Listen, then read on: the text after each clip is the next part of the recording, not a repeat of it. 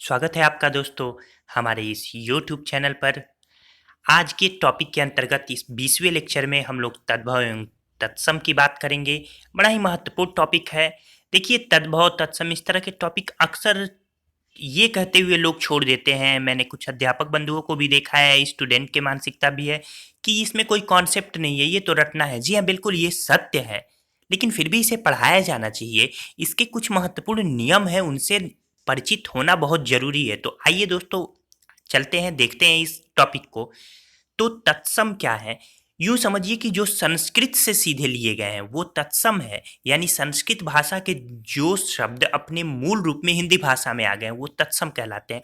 वो देखते पता चलेगा, उनमें एक शुद्धता नजर आएगी आपको। और तद्भव वे होते हैं जो संस्कृत से हिंदी भाषा के विकास क्रम में संस्कृत भाषा के वे शब्द जो परिवर्तित रूप में हिंदी में आए हैं, यानी संस्कृत से उनका पहले एक परिवर्तन हुआ हिंदी में, फिर हिंदी से भी वो क्या हो गया, परिवर्तन हो गया। यानी थोड़े ठेठ समझ लीजिए, थोड़ी ठेठ भाषा के रूप में, यूं कहिए शब्द के रूप में वो जाने जाते हैं।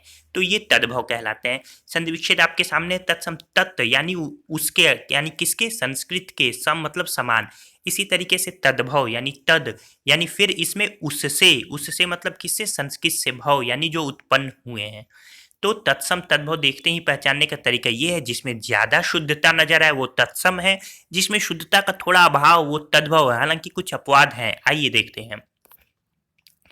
हिंदी में कुछ ऐसे शब्द भी हैं जो वास्तव में तद्भव होने पर भी देखने में प्रायः तत्सम मालूम पड़ते हैं, इसलिए बहुत से लोग इन्हें भूल से तत्सम ही समझते और मानते हैं। जैसे देख लीजिए, निराशा पूछा जाता है, ध्यान रखिए, निराशा तद्भव है, तत्सम नहीं है। निराशा संस्कृत का शब्द नहीं है, इसमें संस्कृत के आशा में हिंदी का निर उपसर्ग जोड़ दिया गया है, या फिर निराश में आ की मात्रा जोड़ दी गई है, इस तरीके से निराशा बनाया। तो पूछे निराशा क्या है, तो क्या कहेंगे, तद्भव है। चलिए, तद्भव या तत्सम पहचानने के मैं आपको यहाँ 8-10 नियम बता रहा हूँ। ये नियम आपको निश्चित रूप से परीक्षाओं में मदद करेंगे और आप देखते ही पहचानना शुरू कर देंगे। अगर आप बिल्कुल नए हैं तब तो और ज्यादा कारगर होने वाले हैं ये नियम। तद्भव तत्सम देखिए, जो क्षत्रिय वाला श है का प्रयोग, यानी नियम पहला, श का प्रयोग प्रायः तत्सम में होता है। जैसे क्षति, क्षत्रिय, नक्षत्र, शीण, लक्ष्य, शिक्षक, उपेक्षा, शिर, अक्षी। तो ये सब क्या हो गया, ये हो गया तत्सम शब्द हो गया। ध्यान रहेगा श आ जाए तो। चलिए, अब प्रायः दोस्तों, छाता वाला छ और क्षत्रिय वाला श दोनों में विभेद जरूर जानिए, प्रोनंसिएशन का भी और बोलने का भी। चलिए, तो तत्सम तद्भव देख लेते हैं कुछ। प्रायः तत्सम में व वर्ड तद्भव में ब हो जाता है, तो ये जरूर ध्यान दीजिएगा। अगर प्रश्न पूछेगा कि इसका कोई तद्भव दे देगा, तत्सम बनाइए तत्सम तद्भव, तो वो देखिएगा। अगर वो, जैसे वणिक का तद्भव बनिया, फिर वर्षा का ये बरसात, फिर विवाह का व्याह, वक तत्सम है, बगुला क्या है, बगुला तद्भव है, वर यात्रा तत्सम है, बारात तद्भव है, वानर तत्सम, बंदर तद्भव, विद्युत तत्सम, बिजली तद्भव, वार्ता तत्सम, फिर बात तद्भव। अगला है नियम 3। प्रायः जिन शब्दों में बड़े श का प्रयोग होता है उनके तद्भव में छोटा सा हो जाता है। जैसे श्यामल, तो इसका सांवला हो जाएगा तद्भव। फिर शुक, इसका सुआ हो जाएगा। फिर शाक, इसका साग हो जाएगा। इसकी इसी तरह श्वशुर, तो इसका ससुर हो जाएगा। ध्यान रखिए, यानी तालापी श दंती स में बदल जाता है, यानी बड़ा श जो तलुआ वाला होता है वो दांत वाले स में, छोटे स में बदल जाता है। एक अपवाद देख लीजिए दोस्तों, याद रखिएगा, क्लेश का तद्भव कलेश होता है, इसमें भी बड़ा श रह जाता है। और शर्करा का शक्कर होता है, तो इसमें भी बड़ा श रह जाता है। तो ये ध्यान में अपने रखिएगा। नियम 4। प्रायः री का प्रयोग तत्सम शब्दों में किया जाता है। जैसे श्रृंगार, देखिए श्रृंगार शुद्ध लिखना सीखिए। ये पेट, ये श्रृंगार जो ये पेट होता है ये नहीं होता, यानी श्रृंगार। तो तद्भव का क्या होता है, इसका सिंगार। ये सब पूछे जाते हैं। घृत का घी, भ्रातृभार्या, तो भ्रातृभार्या का भाभी हो जाएगा तत्सम, पूछा जाता है। भाभी का तत्सम क्या है, भ्रातृभार्या। फिर भ्रातृजाया, यानी तत्सम, इसका तद्भव क्या हो जाएगा, भावज, तो तत्सम भौजाई। चलिए, फिर भ्रिकुटी, भ्रिकुटी का भौ तद्भव हो जाएगा। फिर तत्सम भ्रातृ या भ्राता, तो ये हो जाएगा तद्भव भाई। तो यहाँ से भी प्रश्न पूछा जाता है। अगला है नियम 5, विसर्ग का प्रयोग उन्हीं संस्कृत शब्दों में होता है जो हिंदी में उसी रूप में प्रचलित है। जैसे कर्पूरः, तो ये हिंदी में कपूर हो जाएगा। तो ये देखिए ज्येष्ठ हिंदी में क्या होता है, ज्येष्ठ हो जाएगा। तो ये एक नियम है।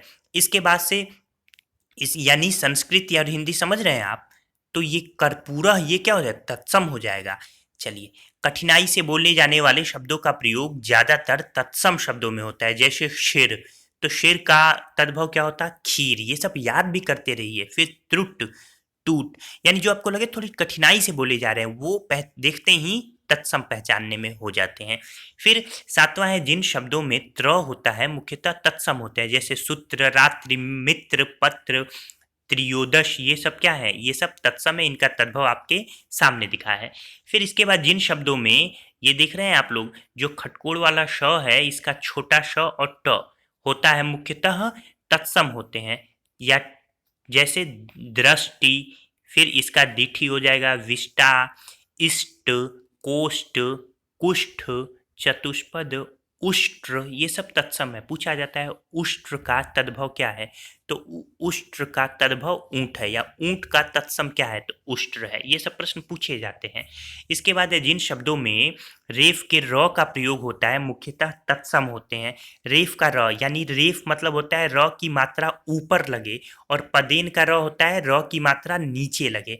ठीक, जैसे ताम्र में या हरिद्रा में नीचे लगी तो ये र की मात्रा, फिर कर्पूर में ऊपर लगी तो ये रेफ हो जाएगा। हरिद्रा का तद्भव हल्दी, मुद्रण का मुंदना, निद्रा का नींद, कर्पूर का कपूर, गर्जर का गाजर। तो ये तत्सम और तद्भव रहे। कुछ और नियम देख लेते हैं। तद्भव शब्दों में श के स्थान पर ख या छ का प्रयोग हो जाता है। जैसे अक्षि का क्या होगा, आंख, ये सब पूछा जाता है। अक्षि का तत्सम क्या होगा, आंख। अंगरक्षक का अंगरखा, अक्षर का अक्षर, इक्षु का ईख। इसी तरीके से क्षीर का खीर, फिर क्षेत्र का खेत। तो ये सब महत्वपूर्ण है जो आपके एग्जाम में अक्सर आ जाते हैं। फिर तद्भव शब्दों में श्र के स्थान पर स का प्रयोग होता है, तो तत्सम तद्भव देख लीजिए। तो श्र यानी श्रृंग का सिंह हो जाएगा, श्रृंगार का सिंगार हो जाएगा, श्रेष्ठी का सेठ हो जाएगा, अश्रु का आंसू हो जाएगा। फिर नियम 12, तत्सम शब्दों में प्रायः अनुस्वार का प्रयोग होता है, ये भी याद रखिए। जैसे एवं, स्वयं, अहम, स्कंद, प्रसंग, ये सब क्या है, तत्सम शब्द है। तो दोस्तों ये सब रहा परीक्षा में कैसे पूछे जाते हैं। समीक्षा अधिकारी में इसका बड़ा महत्वपूर्ण रोल है। प्रीलिम्स मेंस दोनों में ही तद्भव तत्सम आते हैं, तो ये विशेष टॉपिक के अंतर्गत आपको देखना चाहिए समीक्षा अधिकारी के लिए। ये देखिए परीक्षा में पूछे जाने का तरीका, कैसे कैसे प्रश्न पूछे जाते हैं। तो पहला है, निम्नलिखित में कौन सा तद्भव नहीं है, इस तरीके से प्रश्न पूछ देगा। दूसरा, कुछ एक शब्द दे देगा और कहेगा इसका तद्भव रूप क्या है, फिर दे देगा कहेगा तत्सम रूप क्या है। फिर कहेगा एक टाइप का प्रश्न, निम्नलिखित में कौन सा शब्द तद्भव है, फिर निम्नलिखित में कौन तत्सम शब्दों की जोड़ी नहीं है, तो इस तरीके से दे दिया आपका, इसमें पहचानना है। फिर निम्नलिखित में कौन शब्द तत्सम नहीं है, ऐसे प्रश्न। और एक और तरीका है, तद्भव शब्द पहचानना पूछ देगा, और तत्सम शब्द 4 ऑप्शन में से पूछ देगा। तो ये 7-8 तरीके हैं एग्जाम में प्रश्न पूछने के। दोस्तों अब आपकी स्क्रीन पर मैं कुछ तद्भव तत्सम लेके आ रहा हूँ, उसका स्क्रीनशॉट ले लीजिए, परीक्षाओं में अक्सर पूछे जाते हैं। ये देखिए, जैसे यहाँ पे आपके स्क्रीन पर है, अब ढेर सारे, अब इसे इतना बताना संभव नहीं, आप इसे 2-3 बार जरूर पढ़िए, ये आपके लिए तैयार होता जाएगा। यहाँ पे देखिए, आप स्क्रीनशॉट लेते रहिए। फिर ये देख लीजिए, यहाँ पे आइए, जैसे कुछ कुछ जो महत्वपूर्ण है वो भी आपके यहाँ पे सामने दिख जाएंगे। जैसे दाढ़ी का दंत्रिका हो जाएगा, फिर सियार का श्रृंगाल होता है, इस तरीके से ये सब पूछा जाता है। डाइन का डाकिनी, डाइन तत्सम है, और सॉरी डाइन तद्भव है और डाकिनी तत्सम है, तो ऐसे पूछा जाता है। इसी तरीके से तीता का तिक्त हो जाएगा तत्सम। यहाँ पे देख लीजिए, मोती तद्भव है, मौक्तिक तत्सम है। फिर गुफा तद्भव है, गुहा तत्सम है। तो ये सब पूछे जाते हैं, आप स्क्रीनशॉट आपने ले लिया होगा। इसके बाद से ये रहा, मैंने जितने भी संभावित हैं, मैं चाह नहीं रहा हूँ कि कुछ भी छूटे आपसे एग्जाम में। इसलिए आप इसे सभी जितना प्रैक्टिस करेंगे उतना ये पढ़ेंगे उतना दिमाग में जाता रहेगा, क्योंकि परीक्षाओं में प्रश्न पूछे जाते हैं। समीक्षा अधिकारी में तो यहाँ से प्रीलिम्स में 10 प्रश्न पूछे जाते हैं। ठीक है दोस्तों, आपने स्क्रीनशॉट ले लिया होगा। मुझे उम्मीद है आपको ये लेक्चर पसंद आया होगा। इसे खूब अच्छे तरीके से पढ़िएगा, अपना ध्यान रखिए। चैनल पसंद, अगर ये कार्यक्रम पसंद आया हो यानी ये लेक्चर पसंद आया हो तो आप लाइक करना ना भूलिए। इसके अलावा अगर आप नए हैं तो चैनल को सब्सक्राइब ज़रूर कीजिए। धन्यवाद दोस्तों आपका।